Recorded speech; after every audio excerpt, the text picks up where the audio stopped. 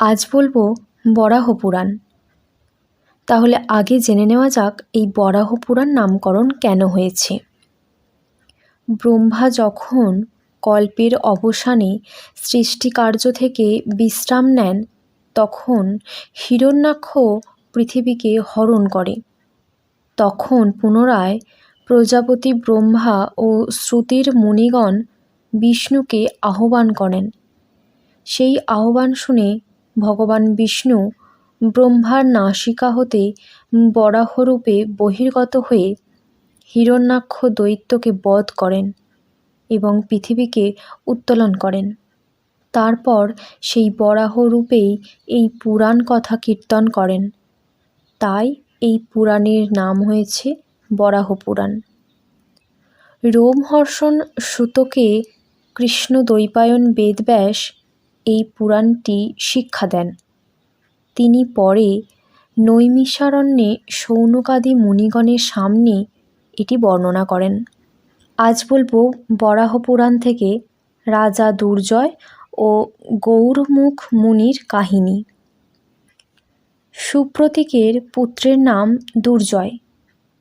এই রাজা দুর্জয় তিনি অস্ত্রবিদ্যাদি শিখে একদিন একটা প্রতিজ্ঞা করলেন যে আমি ত্রিভুবন জয় করব। তিনি তার প্রতিজ্ঞা মতো কাজ শুরু করে দিলেন। একে একে সবাইকে জয় করতে লাগলেন। স্বর্গ, মর্ত, পাতাল সব কিছুকে তিনি জয় করে নিলেন। কেউ তাকে হারাতে পারল না। তখন সবাইকে স্বর্গ ছেড়ে বারাণসী ধামে গিয়ে আত্মগোপন করে থাকতে হলো। তার আর জয় করতে কাউকে বাকি থাকলো না। দুর্জয় ভাবল, সারা পৃথিবীতে যত তীর্থস্থান আছে তা ঘুরে ঘুরে দেখব। শুরু করলেন তীর্থযাত্রার আয়োজন। হাতি, ঘোড়া, রথ সাজানো হলো। সঙ্গে বহু লোকজন অস্ত্রশস্ত্র রাখলেন। একের পর এক তীর্থ ঘুরতে ঘুরতে তাঁরা একদিন গন্ধমাদন পর্বতে গিয়ে পৌঁছালেন।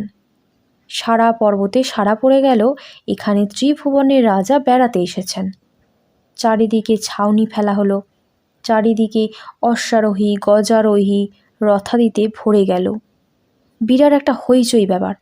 স্বয়ং রাজা এসেছেন বলে কথা, তা তো কোনো সাধারণ ব্যাপার নয়। রাজা দুর্জয় সব ঘুরে ঘুরে দেখছেন।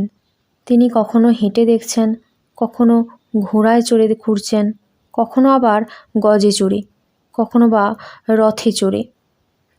রাজা দুর্জয় গন্ধমাদন পর্বতের শোভা দেখতে লাগলেন।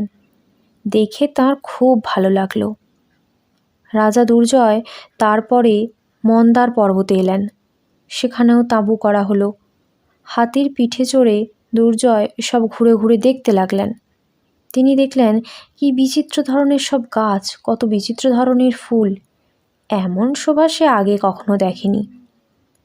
সব কিছু দেখতে দেখতে তার মন আনন্দে ভরে উঠল। এগিয়ে যেতে যেতে তিনি দেখলেন একটি সুন্দর বট গাছ, আর সেই গাছের নিচে বসে আছে দুটি মেয়ে। তাদের দেখতে অপরূপ সুন্দরী। তাদের দেহের রং সোনার রঙের মতো। তাদের দেখে তো রাজা অবাক হলেন। ভাবলেন, এখানে এই দুজন সুন্দরী এলো কিভাবে? রাজা এগিয়ে গেলেন। দেখলেন বট গাছের ছাল থেকে দুজন সাধু বেরিয়ে আসছেন, যাদের গায়ের বসন গেরুয়া। রাজা হাতির পিঠ থেকে নেমে পড়লেন, সাধুদের প্রণাম জানালেন। সাধুরা রাজাকে কুশের আসনে বসতে দিলেন। তাদের অভ্যর্থনা পেয়ে রাজা তো খুব খুশি হলেন। সাধুদের জিজ্ঞাসা করলেন, কে আপনারা, আর এই মেয়ে দুটি এখানে কেন? দুই সাধু বললেন, আমরা স্বয়ম্ভূ মনুর পুত্র, নাম হেতা ও প্রহেতা। দেবতারা আমাদের উপর খুব অবিচার করেছিল। তারই প্রতিশোধ নেওয়ার জন্য আমরা সুমেরন পর্বতে যাই। অনেক চেষ্টা করি, কিন্তু ব্যর্থ হয়ে ফিরে এলাম। এখন আমরা আমাদের দুটি মেয়েকে নিয়ে এখানেই থাকি। আপনি দয়া করে যদি এই মেয়ে দুটিকে গ্রহণ করেন তাহলে কৃতার্থ হব। আমাদের কোনো চিন্তা থাকবে না। মেয়ে দুটিকে দেখেই রাজার তো বিয়ে করার বাসনা ছিলই। এখন যখন হেতা ও প্রহেতা যেচে বলছেন, তখন আর কি। তখন রাজা দুর্জয় হেতার মেয়ে সুকেলি ও প্রহেতার মেয়ে মিশ্রকেশীকে বিয়ে করলেন এবং সেই বিবাহ অনুষ্ঠান হলো সেই মন্দার পর্বতেই। তারপর তিনি রাজধানীতে ফিরে এলেন। ত্রিভুবনের অধিপতি দুর্জয় বহুদিন তীর্থ ভ্রমণ করেছেন, ভোগবিলাসও করেছেন, তাই এতদিন তিনি হাতে কোনো অস্ত্র নেননি। হাতে অস্ত্র নেওয়া মানে তো যুদ্ধ করা, কিন্তু তার সঙ্গে যুদ্ধ করারই তো কেউ ছিল না। তাই তিনি সিদ্ধান্ত নেন তিনি শিকারে যাবেন। সবার মধ্যে সাজো সাজো রব উঠল, হাতি ঘোড়া রথ লোক লস্কর সবাই তৈরি হলো। তার সঙ্গে চলল মন্ত্রী আর সেনাপতি। বনের পর বনে যেতে যেতেই সে শিকার করা শুরু করে দিল। শিকারের নেশা যেন সবাইকে পেয়ে বসলো। সবাই ঠিক করে গিয়েছিল যে সন্ধ্যার হবার আগেই রাজধানীতে ফিরে আসবে, কিন্তু শিকারের নেশায় তারা জঙ্গলের মধ্যে বহুদূর চলে গেছে।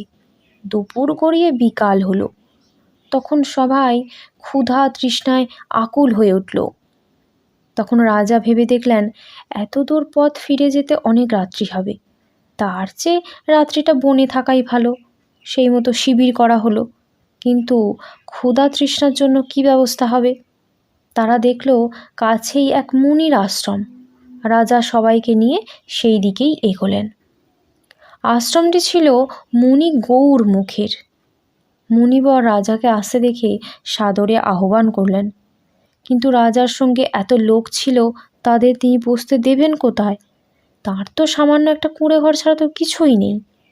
এমনকি রাজাকে যে বসতে দেবেন তার জন্য একটা আসন পর্যন্ত নেই। রাজাকে গৌরমুখ মুনি বললেন, রাজা মহাশয়, আপনারা এখানে একটু অপেক্ষা করুন, আমি এক্ষুনি আসছি। মুনিবর গেলেন একটা নদীতে, সেখানে তিনি স্নান করলেন। তারপর অতি আকুল হয়ে ভগবান হরির প্রার্থনা করলেন। বললেন, হে প্রভু, এ কি পরীক্ষায় আমায় ফেললে? আমার কি আছে যে এতজনের সেবা করতে পারি? আর অতিথিরা যদি ফিরে যায় তাহলে আমার তো মহা পাপ হবে। এই সংকটে তুমিই আমাকে উদ্ধার করতে পারো। গৌরমুখের এই আকুল প্রার্থনা শুনে শ্রীহরি বললেন, তুমি কোনো চিন্তা করো না, আমি তোমাকে একটি মণি দিচ্ছি। এই মণিটি হাতে নিয়ে তুমি আমাকে স্মরণ করে যা চাইবে সঙ্গে সঙ্গেই তুমি তা পেয়ে যাবে। হাত পাতো। হরির মুখে দৈববাণী শুনে গৌরমুখ হাত পাতলেন। তিনি দেখলেন তাঁর হাতে একটি মণি এসে গেল। মহানন্দে মুনি ফিরে গেলেন নিজের কুটিরে। সবাই দাঁড়িয়ে আছে। মুনি ভাবলেন যেহেতু সন্ধে হয়ে গেছে, সেহেতু প্রথমে সবার থাকার ব্যবস্থা করা উচিত। এই কথা চিন্তা করে তিনি মণিটি হাতে করে শ্রীহরিকে স্মরণ করে সবার থাকার জন্য প্রাসাদের কথা ভাবতেই বিশাল বিশাল সব প্রাসাদ সহসা যেন মাটি ফুঁড়ে গজিয়ে উঠল। যাবতীয় প্রয়োজনীয় জিনিসও সেই প্রাসাদে থাকলো। তাতে খাবার দাবার বিছানা আসবাবপত্র কোনো কিছুরই অভাব থাকলো না।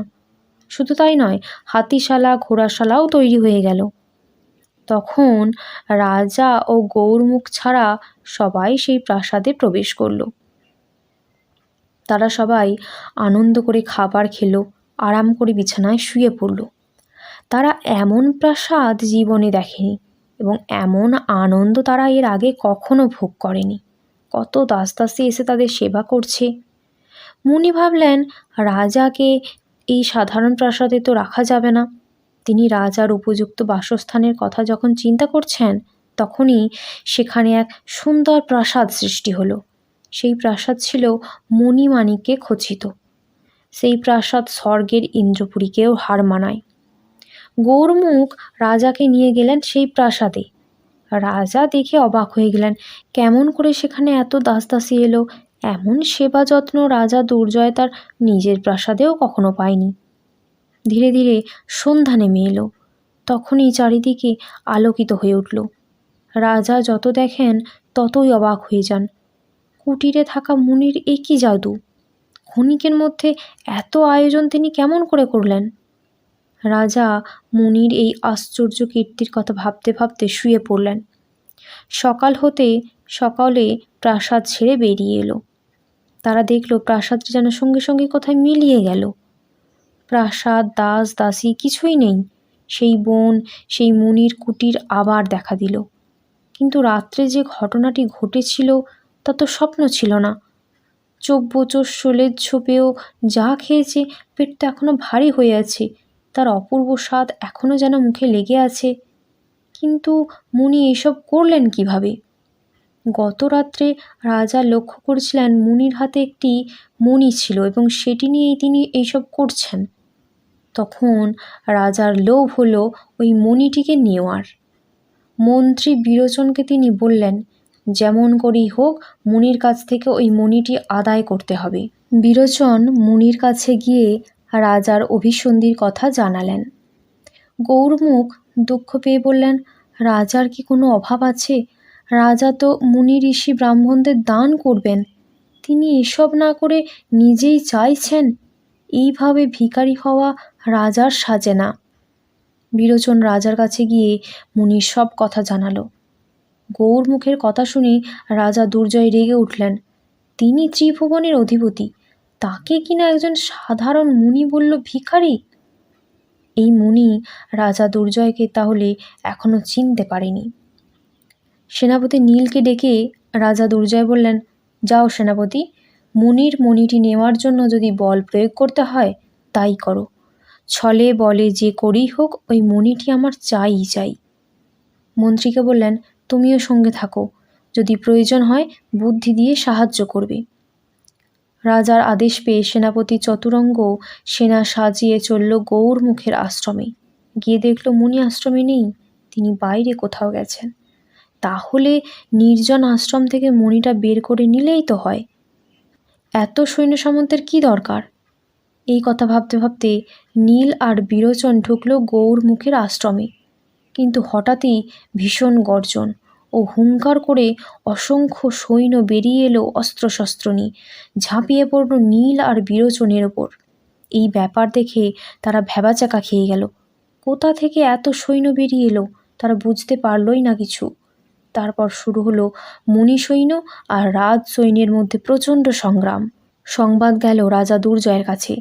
রাজা বুঝতে পারল মুনির শক্তি অনেক, তাই সেই মণি লাভের বাসনা তার আরও প্রবল হয়ে উঠল। একটা রথে চড়ে রাজা দুর্জয় ছুটলেন সেই সমরক্ষেত্রের দিকে। ততক্ষণে মন্ত্রী বিরোচনের ভবলীলা সাঙ্গ হয়েছে। তর্জন গর্জন করে রাজাও মেতে গেলেন ভয়ঙ্কর যুদ্ধে। বনতল এখন যুদ্ধক্ষেত্রে পরিণত হয়েছে। অধিকাংশ রাজসৈন্য তখন ধরাশায়ী। মুনিবর নিজের আশ্রমে ফিরলেন। কিন্তু এ কি, এমন ভয়ঙ্কর যুদ্ধ কারা করছে? পরে তিনি বুঝতে পারলেন এইসব মুনির জন্য হয়েছে। তখন মুনি ছুটে গেলেন নদীতে, স্নান করে শ্রী বিষ্ণুর ধ্যানে মগ্ন হলেন। মনে প্রাণে ডেকে বললেন, প্রভু, আপনার দেওয়া মণিতে যে রাজার এত উপকার হলো, সেই রাজা এখন মণি হরণের চেষ্টা করছে। হে দয়াময়, এটা থামাও। গৌরমুখ আকাশবাণী শুনতে পেলেন। আকাশবাণী হতে লাগলো, এই যুদ্ধ হতে দাও, দৈবদের খুব বার বেড়েছে, এই যুদ্ধের ফলে তারা ধ্বংস হবে। তুমি শুধু দাঁড়িয়ে দাঁড়িয়ে দেখো কি কি ঘটে। আমার সুদর্শন চক্র গিয়ে সকলকে শেষ করে দেবে। আকাশবাণী শেষ হওয়ার পরে একটি সুদর্শন চক্র এসে নিমেষে রাজা ছাড়া সকল অসুরকে ছেদন করে দিল। সেই অরণ্যে নিমেষে একটি প্রলয়কাণ্ড ঘটে গেল। তাই শ্রীহরি সেই অরণ্যের নাম রাখলেন নৈমিষারণ্য। একমাত্র রাজা দুর্জয় প্রাণে বেঁচে থাকলেন। সকল ঘটনা নিজের চোখে দেখলেন। তাঁর মনে নৈরাশ্য এলো। ভাবলেন, ত্রিভুবন জয় করে এলাম, সব দেবতারা মিলেও আমাকে হারাতে পারল না, আর এই সামান্য কুটিরবাসী মুনির কাছে পরাজিত হলাম। এই মুনি কার কাছ থেকে এত শক্তি পেল? তিনি তাঁর সমস্ত অহংকার ত্যাগ করে মুনির চরণে শরণ নিলেন।